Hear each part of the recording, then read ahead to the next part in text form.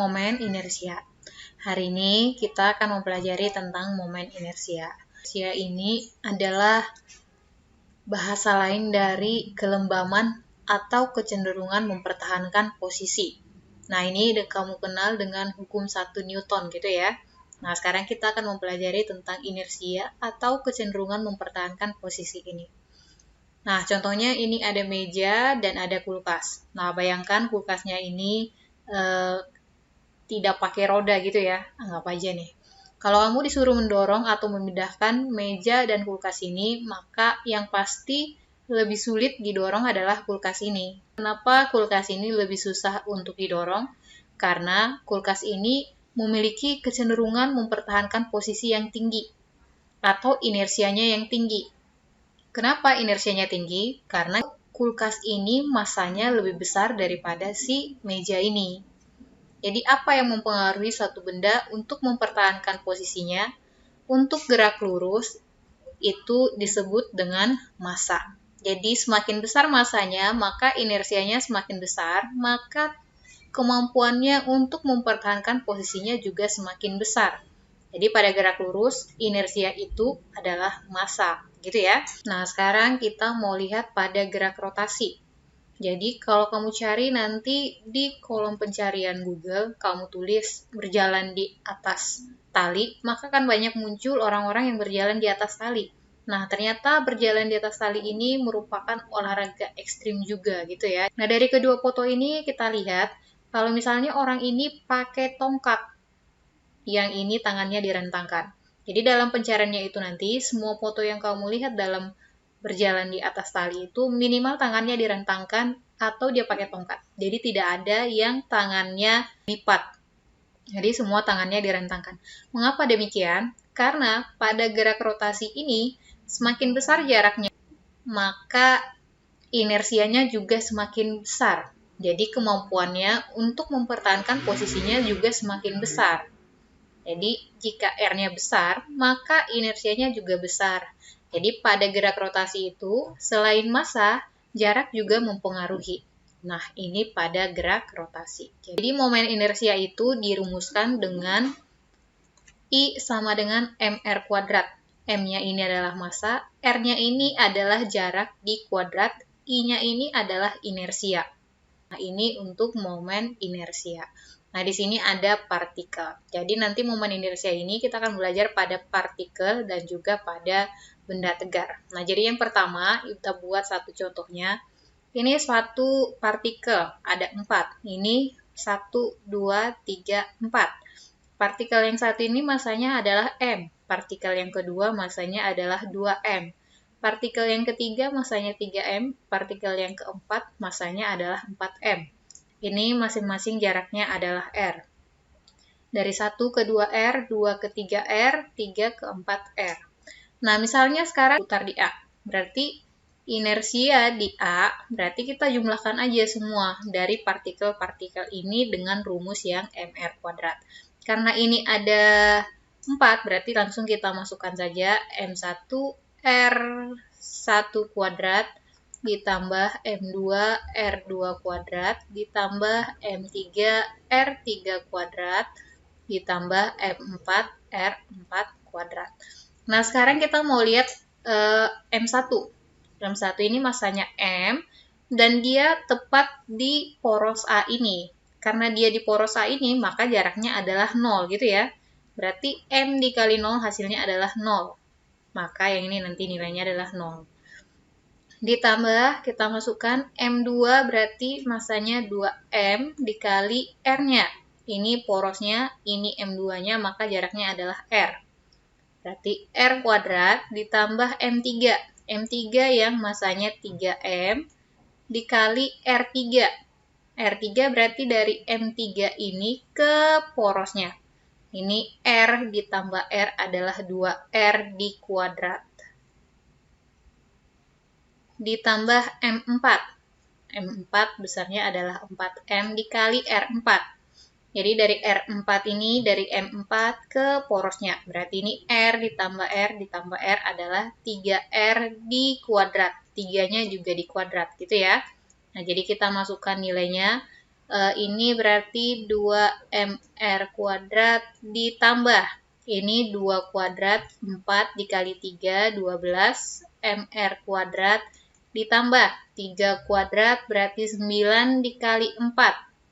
9 dikali 4 berarti 36 mr kuadrat. Nah, kamu jumlahkan. Jumlahkan ini berarti 48 tambah 2 50 mr kuadrat. Nah, atau satu lagi contohnya, inersia di titik B. Nah, sekarang porosnya di B. Jadi diputarnya di B. Ini sedangkan tetap ada 4 juga. Nah, caranya sama, kita masukkan M1 R1 kuadrat ditambah M2 R2 kuadrat ditambah M3 R3 kuadrat ditambah M4 R4 kuadrat.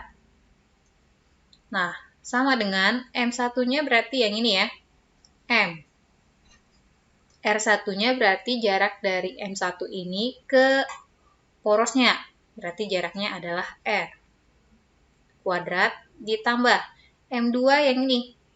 Jarak M2 ini ke sumbu putarnya ini adalah 0, karena tepat di sini, maka kita tuliskan 0. Ditambah M3. M3 besarnya adalah 3M dikali R3.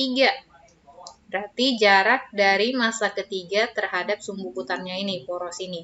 Berarti ini adalah R. Di kuadrat juga. Ditambah M4. M4 besarnya adalah 4M dikali R-nya ke porosnya. Porosnya sekarang di B. Berarti dari B ke 4M itu adalah 2R di kuadrat. Nah, tinggal kita masukkan mr kuadrat ditambah 3mr kuadrat ditambah 2 kuadrat 4 kali 4 16 mr kuadrat, berarti hasilnya adalah 20 mr kuadrat. Nah, itu untuk contoh yang ini. Jadi tadi ini M1 ya. Jadi ini M1, yang ini M2, ini M3, ini M4. Nah, itu untuk contohnya yang ini. Jadi M1 tadi besarnya sebesar M, M2, 2M, M3, 3M, M4, 4M. Ini contoh soal pada momen inersia partikel. Nah, sekarang kita akan mempelajari momen inersia benda tegar. Nah, benda tegar ini adalah benda yang jika diberikan gaya bentuknya tidak berubah. Nah, contohnya sapu. Nah, sapu itu jika kamu memberikan gaya, maka bentuknya tidak akan berubah. Beda dengan plastisin. Kalau plastisin kamu memberikan gaya, maka bentuknya akan berubah. Jadi yang disebut benda tegar di antara dua itu, sapu atau plastisin, adalah si sapunya. Walaupun sebenarnya tidak ada suatu benda yang diberikan gaya, maka bendanya bentuknya tidak berubah. Kalau kamu tekan lagi sapunya dengan gaya yang lebih besar, maka kemungkinan besar bentuk dari si sapunya akan berubah. Tapi di sini maksudnya adalah benda tegar ini, ya anggap aja suatu benda yang apabila diberikan gaya bentuknya tidak berubah. Nah, untuk momen inersia benda tegar ini disajikan dalam tabel ini. Ini udah ketetapan-ketetapan untuk nilainya. Contohnya ini bola pejal. Bola pejal itu inersianya adalah 2/5 mr kuadrat. Sedangkan bola tipis berongga inersianya adalah 2/3 mr kuadrat. Sedangkan ini batang silinder, kalau dia diputar di porosnya, itu adalah 1/12 ml kuadrat. Sedangkan kalau diputar di ujungnya adalah 1/3 ml kuadrat. Nah, ini contoh-contoh dari momen inersia dari benda tegar. Jadi nanti tinggal kamu ingat aja rumusnya ini. Nah, terus kamu bilang ini terlalu banyak rumusnya gitu ya, susah menghafalnya. Nah, ini intinya adalah boleh kamu pakai yang ini. I sama dengan K dikali M kali R kuadrat. M-nya ini sama massa, R-nya ini jarak. K-nya ini adalah koefisien di depannya ini. Contohnya silinder yang di tengah, batang silinder di porosnya di tengah berarti 1/12. Kalau diputar di ujung berarti 1/3.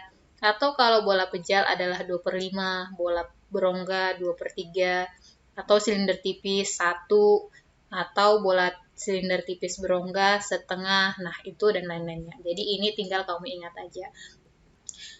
Nah, untuk yang bola pejal itu contohnya adalah bola pejal itu bola yang dalamnya berisi. Contohnya bola biliar atau bola yang lain lah yang dalamnya berisi gitu, tidak kosong. Sedangkan bola berongga itu contohnya bola plastik yang dalamnya kosong. Nah, itu adalah contoh dari bola pejal dan bola berongga. Nah, sekarang kita mau lihat teorema sumbu paralel. Nah, contohnya ini ada suatu silinder gitu ya. Jadi ini batang silinder.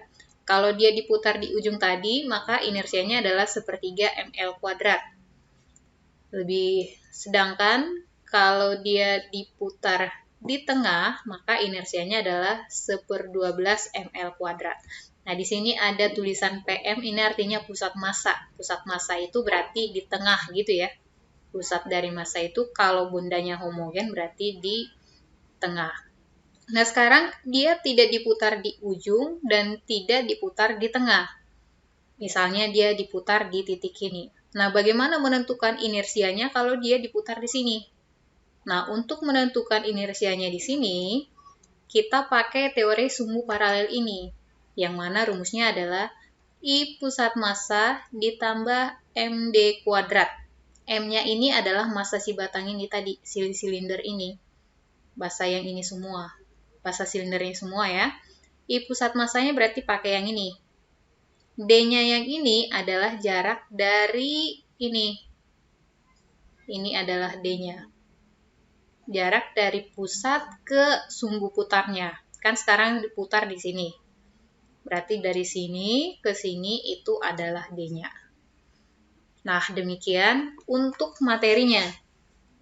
Sekarang kita akan lihat contoh soalnya. Sini diketahui suatu batang diputar dengan sumbu putar terletak sepertiga meter dari salah satu ujungnya. Jika massanya 12 kg, panjang batangnya adalah 6 meter, maka tentukan momen inersianya. Jadi kita gambar dulu. Ini berarti panjangnya semuanya adalah 6 meter. Berarti kalau di tengahnya di sini, ini berarti ini pusatnya gitu ya. Ini tengahnya berarti ini 3 meter gitu ya. Yang ini semua juga 3 meter. Ini 6 meter, dia diputar sepertiga. Berarti kalau 6 sepertiganya berarti 2 gitu ya. Berarti dia diputar di sini. Ini berarti 2 meter.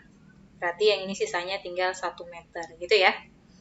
Nah, kalau dia diputar di tengah tadi, ini di tengah, inersia di pusat massanya ini berarti tadi adalah langsung 1/12 ml kuadrat. Nah, sekarang kalau dia diputar di sini bagaimana? Jadi kita pakai teori sumbu paralel tadi. I sama dengan I di pusat massa ditambah M kali D kuadrat. I di pusat massa berarti kita pakai rumusnya. Untuk yang batang atau silinder itu adalah 1/12 ml kuadrat ditambah M kali D kuadrat. D-nya di sini berarti adalah 1 meter. Karena D itu adalah jarak dari pusat massa ini ke yang diputar ini. Sini diputar, sini pusat massanya berarti adalah 1. Berarti kita masukkan 1/12 kali M-nya massanya tadi 12 kg, kali L-nya. L-nya berarti seluruhnya. Seluruhnya ini berarti adalah 6 kuadrat ditambah massanya. Massanya tadi adalah 12 kg dikali D. D itu tadi adalah 1 meter, 1 kuadrat. Nah, ini tinggal kita masukkan. Ini coret-coret. 6 kuadrat 36 ditambah 12 berarti nilainya adalah 48 kg meter kuadrat. Nah, itu untuk yang nomor 1. Nah, sekarang kita mau lihat yang nomor 2. Ini sebuah bola pejal. Ingat, bola pejal tadi inersianya adalah 2/5 mr kuadrat. Memiliki massa 1,5 kg. Diameternya 40 cm. Diameternya adalah 40 cm, berarti ini 0,4 meter. Berarti jari-jarinya adalah 0,2 meter. Tentukan momen inersia jika diputar melalui pusat massanya. Pusat massa berarti di tengah gitu ya. Untuk benda homogen berarti pusat massanya di tengah. Berarti kita langsung pakai yang ini aja nanti.